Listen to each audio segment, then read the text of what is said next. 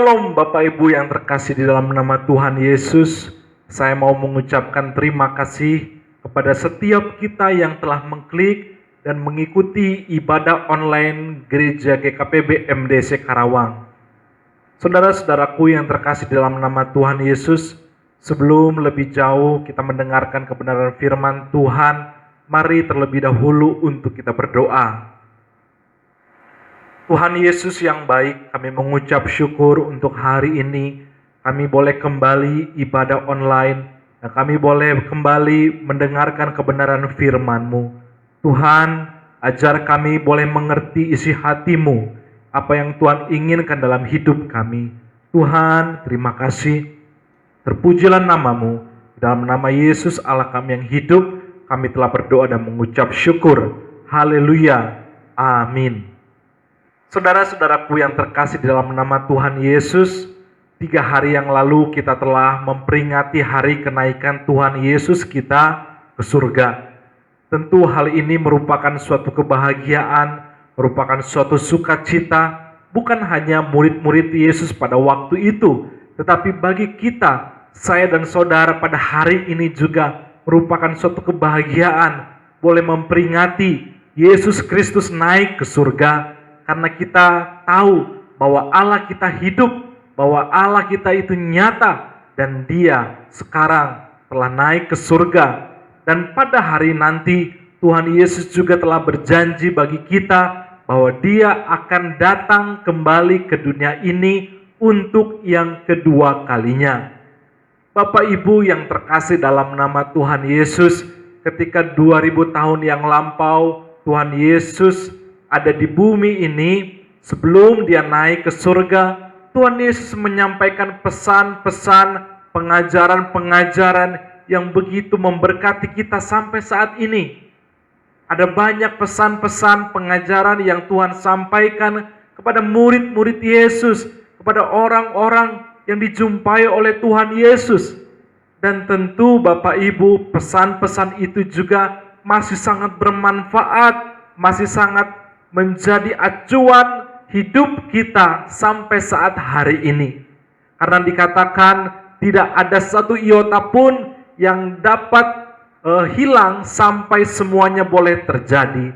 Artinya Bapak Ibu, firman yang Tuhan sampaikan kepada kita dan kita baca dan kita renungkan hari ini akan berlaku untuk selama-lamanya. Karena itu Bapak Ibu, pada saat hari ini saya akan membacakan pesan Yesus, 3 pesan sebelum kenaikan Tuhan Yesus ke surga. Tentu kalau Tuhan Yesus memberikan pesan sebelum Dia akan naik ke surga, pesan ini adalah pesan yang sangat penting. Pesan yang harus didengarkan oleh setiap murid-murid Yesus. Dan tentu hal ini juga penting bagi kita, saya dan saudara. Karena itu Bapak Ibu yang terkasih, biarlah kita akan menerima dan membaca pesan-pesan tersebut. Yang pertama, pesan daripada Tuhan Yesus kepada setiap kita senantiasa ketika kita sedang menantikan kedatangan Yesus yang kedua kali. Pesan yang pertama yaitu untuk mengasihi Tuhan Yesus. Ya, mengasihi Tuhan Yesus sampai selama-lamanya Bapak Ibu. Ada orang yang mengasihi Yesus, menjadi pengikut Yesus hanya di tengah jalan saja, atau di perempatan jalan saja, atau hanya di 3/4 jalan saja. Selebihnya dia berbalik daripada Tuhan Yesus. Saudara-saudaraku, hal ini begitu penting bagi kita. Pesan yang pertama yaitu untuk mengasihi Yesus selama-lamanya. Dan ayat ini kita akan baca di dalam Matius, maksud saya Yohanes 21 ayatnya yang ke-15. Kita akan membaca di dalam Yohanes 21 ayatnya yang ke-15. Baik, di situ dikatakan Bapak Ibu, Sesudah sarapan, Yesus berkata kepada Simon Petrus, "Simon, anak Yohanes, apakah engkau mengasihi aku lebih daripada mereka ini?" Jawab Petrus kepadanya, "Benar Tuhan, engkau tahu bahwa aku mengasihi engkau." Kata Yesus kepadanya, "Gembalakanlah domba-dombaku." Saudara-saudaraku yang terkasih dalam nama Tuhan Yesus, percakapan ini dilakukan oleh Tuhan Yesus dan Simon Petrus. Ketika itu Tuhan Yesus menampakkan diri kepada murid-muridnya, salah satunya kepada Simon Petrus. Tuhan Yesus menampakkan diri setelah kebangkitan Yesus Kristus. Dan hal ini terjadi saat sebelum Tuhan Yesus naik ke surga. Tuhan Yesus bertanya kepada Simon Petrus, pengikutnya, muridnya. Tuhan Yesus bertanya, "Simon Petrus, apakah engkau mengasihi aku?"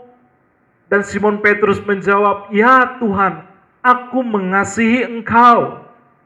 Saudara-saudaraku yang terkasih, seperti yang kita tahu bersama bahwa Simon Petrus adalah orang yang sedikit labil.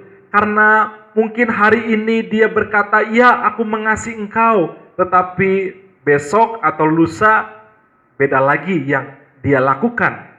Sama seperti ketika Tuhan Yesus berkata kepada para murid-muridnya tentang penderitaan yang akan dilalui oleh Tuhan Yesus. Yesus berkata bahwa dia akan ditangkap.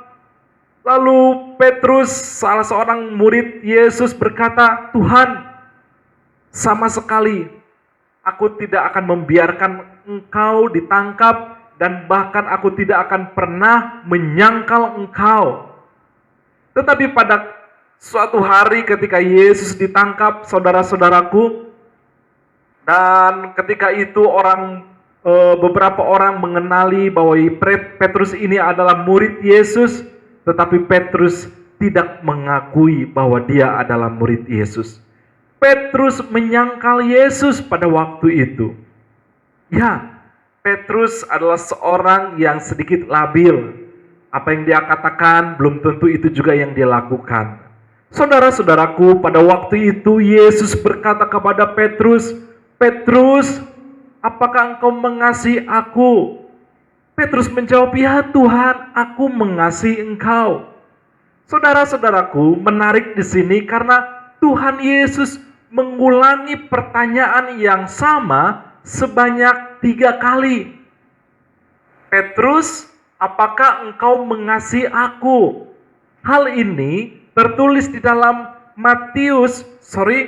Yohanes 21 ayatnya yang ke-16. Kata Yesus pula kepadanya untuk kedua kalinya, "Simon, anak Yohanes, apakah engkau mengasihi aku?"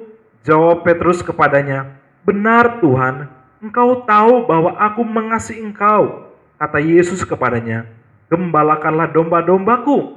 Ayat 17, kata Yesus kepadanya untuk ketiga kalinya, "Simon, anak Yohanes, apakah engkau mengasihi aku?" Maka sedih hati Petrus karena Yesus berkata untuk ketiga kalinya, "Apakah engkau mengasihi aku?"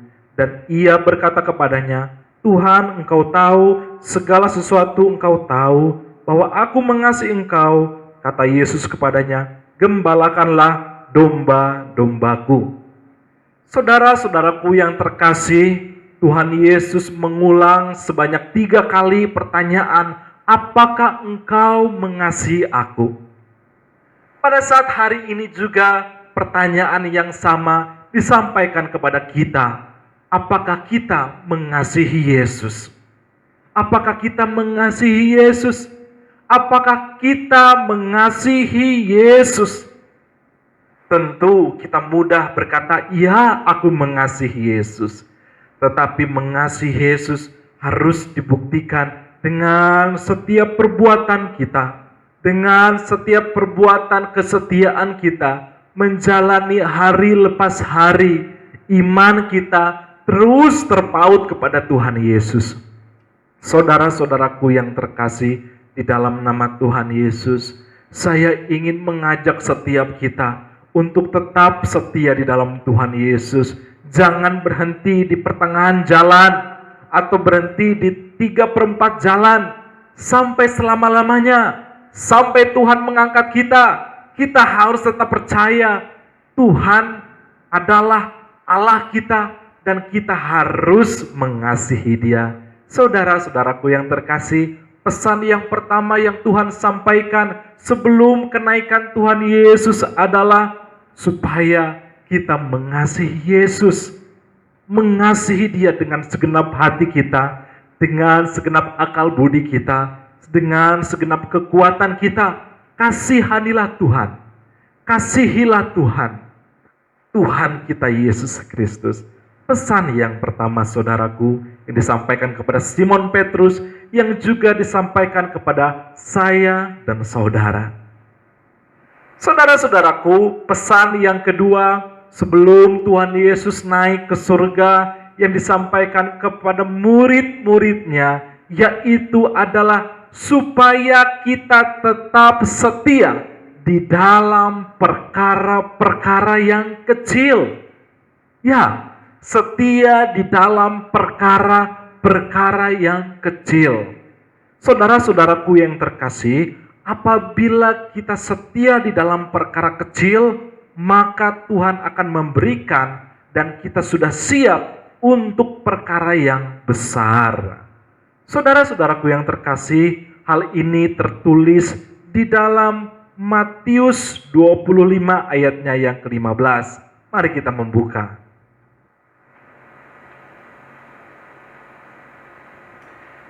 Di dalam Matius 25 ayat 15 dikatakan, yang seorang diberikannya 5 talenta, yang seorang lagi 2 dan yang seorang lain lagi 1, masing-masing menurut kesanggupannya, lalu ia berangkat.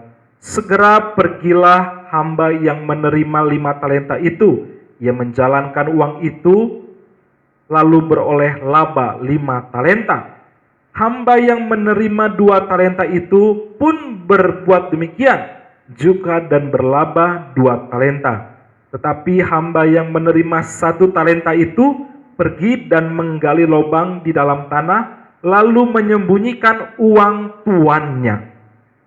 Saudara-saudaraku yang terkasih di dalam nama Tuhan Yesus, pesan yang kedua yang Tuhan sampaikan kepada kita semua, supaya kita tetap setia walaupun di dalam perkara-perkara yang kecil.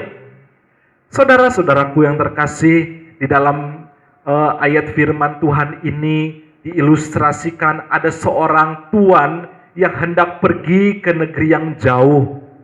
Karena dia hendak pergi, maka dia mempercayakan kepunyaannya kepada hamba-hambanya untuk dilakukan atau dipertanggungjawabkan dengan baik, yaitu untuk dilipat gandakan.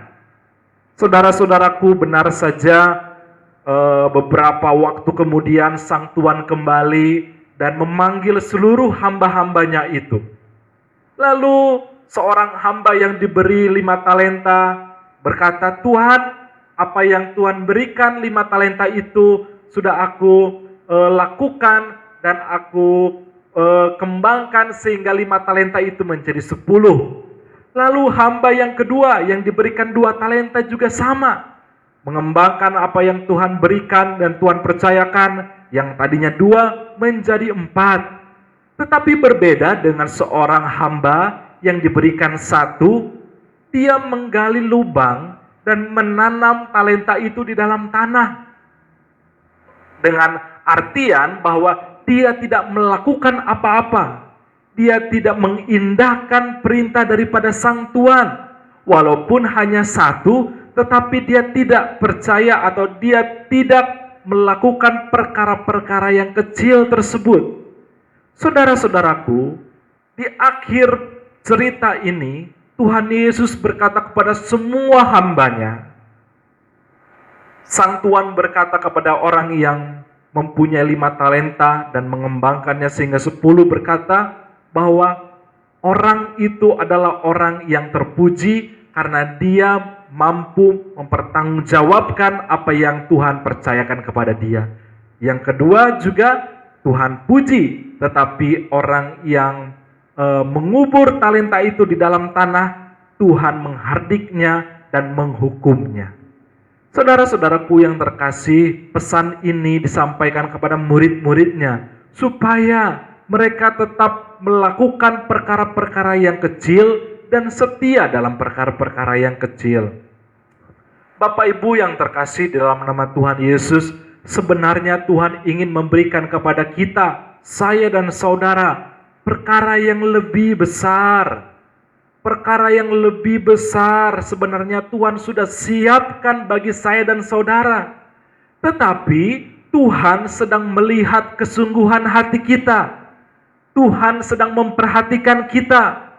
Apakah kita sedang setia dalam perkara yang kecil atau tidak?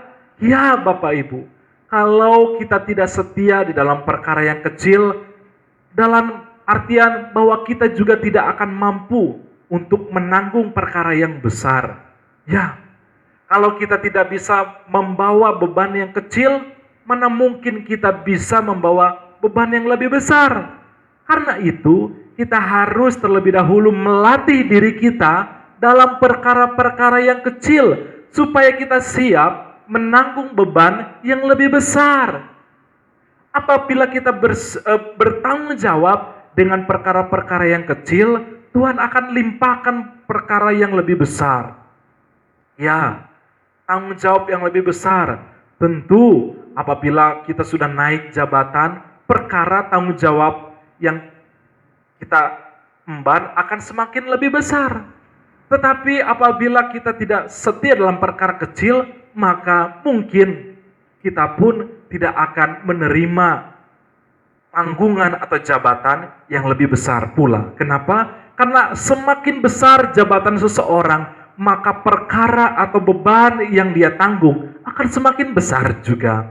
Karena itu Bapak Ibu saudara-saudariku yang terkasih, kalau Tuhan menjanjikan kepada kita sebagai kepala, maka Tuhan juga tidak lupa untuk memberitahukan bahwa kita harus setia terlebih dahulu dalam perkara yang kecil. Karena apabila kita sudah percaya dan sudah kita melakukan perkara yang kecil, Tuhan akan memberikan perkara-perkara yang besar. Tuhan akan mempromosikan kita, Tuhan akan mengangkat kita ke tempat yang lebih tinggi. Saudara-saudaraku, pesan yang kedua yang Tuhan sampaikan kepada murid-muridnya pada waktu itu, yaitu supaya kita tetap setia di dalam perkara-perkara yang kecil.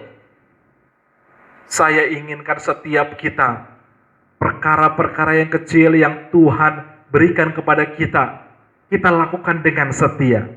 Di dalam doa kita lakukan dengan setia. Di dalam ibadah kita lakukan dengan setia. Di dalam perhatian kita kepada orang lain, kita lakukan dengan setia. Ya, perkara-perkara yang kecil, kelihatannya tidak penting atau kelihatannya tidak diperhatikan, tetapi Tuhan memperhatikan bahkan kepada hal yang terkecil sekalipun. Ya, saudara-saudaraku yang terkasih, kita harus tetap setia melakukan perkara-perkara yang kecil sekalipun. Pesan yang kedua ini harus kita lakukan. Yang ketiga, saudaraku, pesan yang Tuhan sampaikan kepada murid-muridnya, yaitu untuk menjadi berkat kepada orang-orang yang terhina, orang-orang yang membutuhkan bantuan kita. Saudara-saudaraku, ayat ini tertulis di dalam Matius 25 ayatnya yang ke-34 sampai 36 dan ayatnya yang ke-37 sampai ke-40. Mari kita membacanya.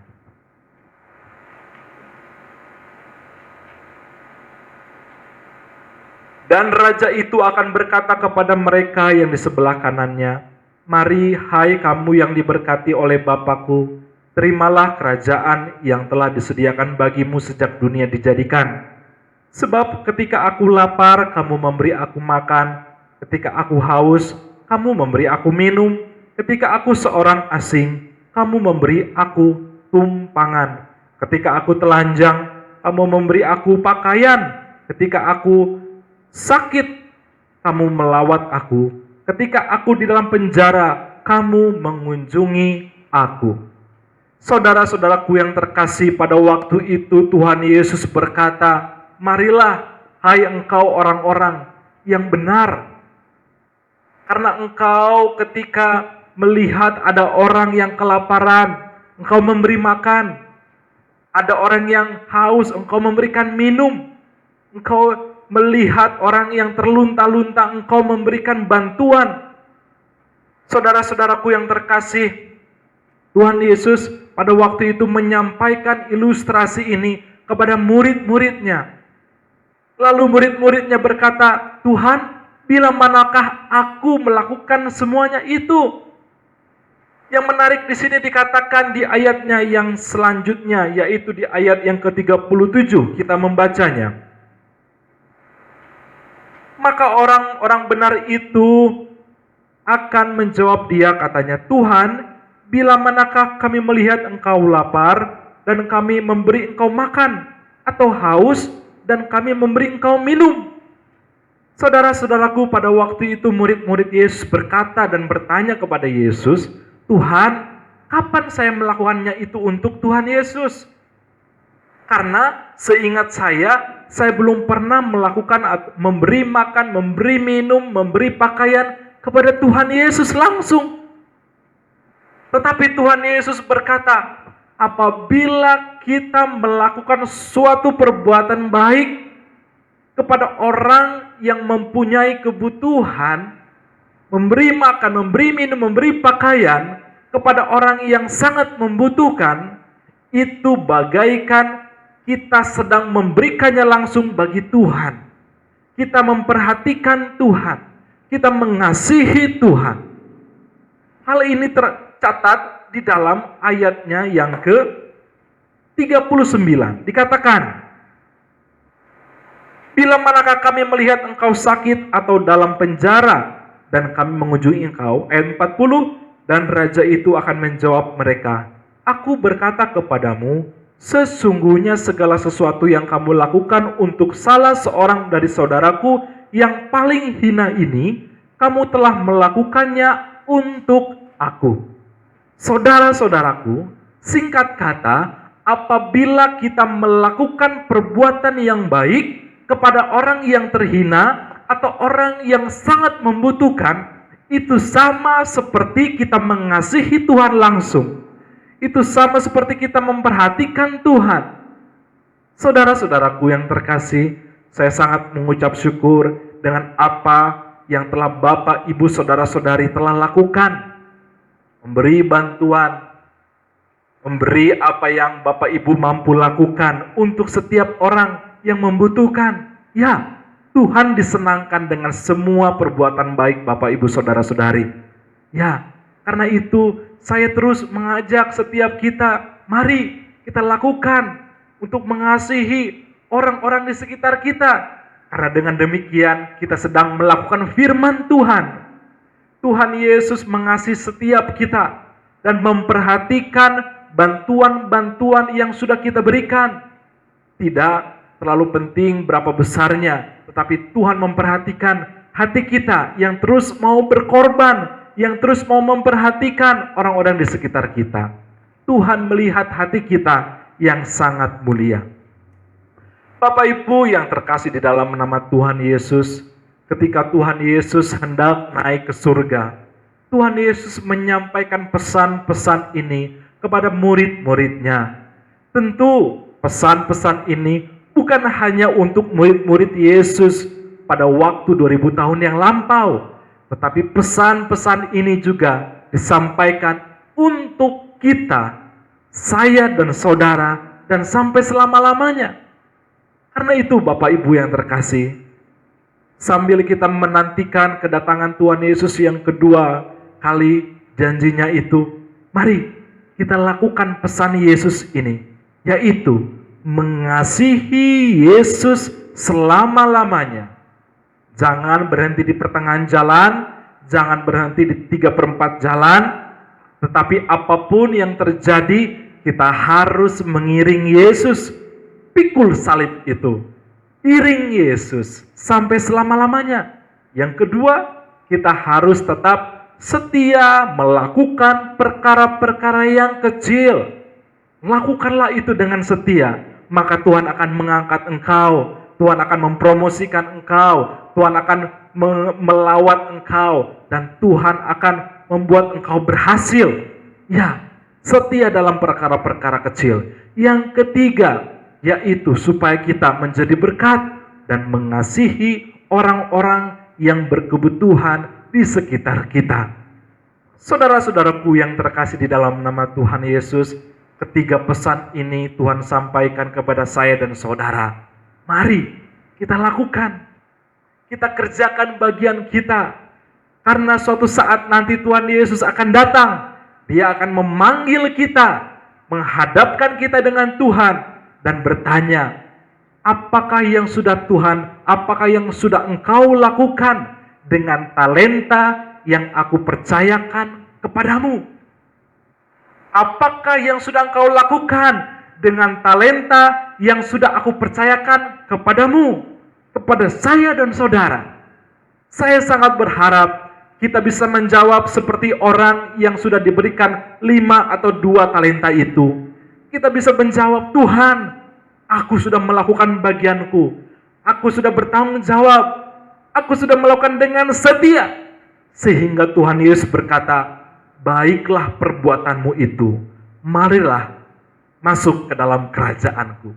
Saudara-saudaraku yang terkasih dalam nama Tuhan Yesus, di tengah-tengah wabah COVID-19 ini, jangan sampai kita berputus pengharapan. Tetap lakukan bagian kita. Berharap kepada Tuhan, berdoa kepada Tuhan, lakukan bagian kita, layani Dia dimanapun kita berada, apapun profesi kita, layani Tuhan, dimanapun kita bekerja, layani Tuhan, karena pelayanan dimulai dari hati. Ketika hati itu ingin melayani Tuhan, maka di saat kita bekerja sekalipun, kita bekerja seperti untuk Tuhan. Saat kita berprofesi seperti apapun itu, guru, karyawan, hal apapun itu juga. Apabila kita mempunyai hati yang melayani, hati yang mengasihi, maka kita akan melakukan semuanya itu seperti untuk Tuhan. Untuk melakukan segala perbuatan-perbuatan yang baik. Saudara-saudaraku yang terkasih, terima kasih Bapak Ibu ya saudaraku yang terkasih. Firman Tuhan sampai di sini saya percaya setiap kita boleh menerimanya dengan baik. Saudara-saudaraku yang terkasih, 2000 tahun yang lampau, saat sebelum Tuhan Yesus naik ke surga, Tuhan Yesus menjanjikan kepada kita Roh Kudus-Nya.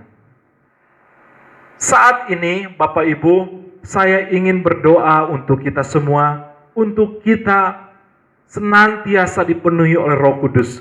Karena Roh Kudus itulah yang akan menginsafkan kita. Roh Kudus itulah yang akan membawa kita kepada segala jalan kebenaran.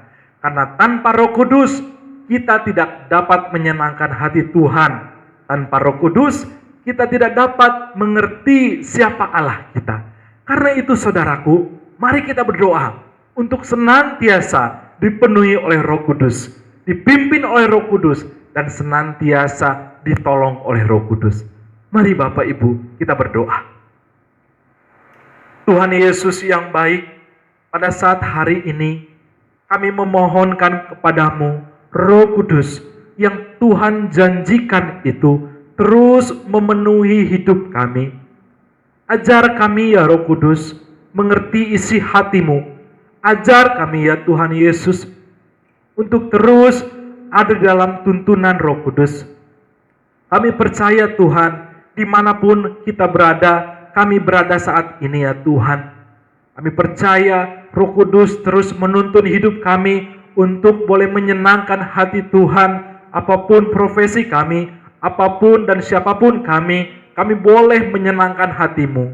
Karena itu Tuhan, Roh Kudus terus penuhi hidup kami. Ajar kami ya Roh Kudus. Tolong kami ya Roh Kudus. Jamah kami ya Roh Kudus.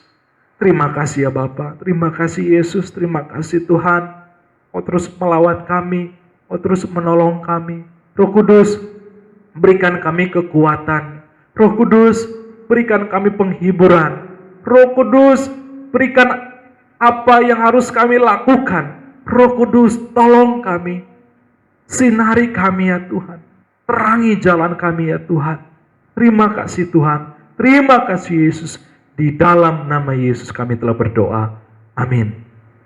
Tuhan Yesus memberkati.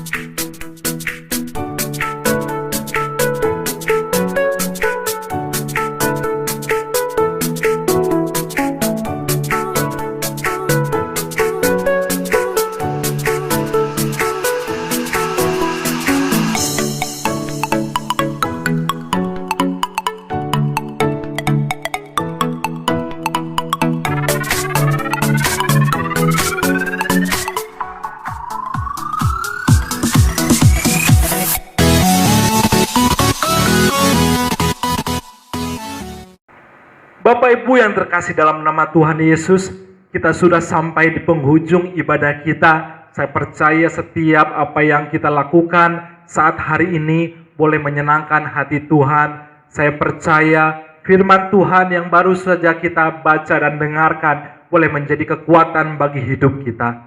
Saudara-saudaraku yang terkasih, mari kita menutup ibadah online ini di dalam doa dan kita akan menerima berkat. Mari kita berdoa.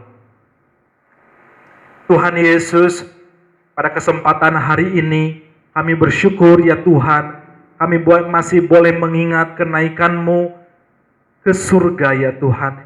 Tuhan, Engkau menjanjikan kepada kami Roh Kudus itu. Tuhan, ajar kami untuk terus hidup di dalam naungan dan pimpinan Roh Kudus.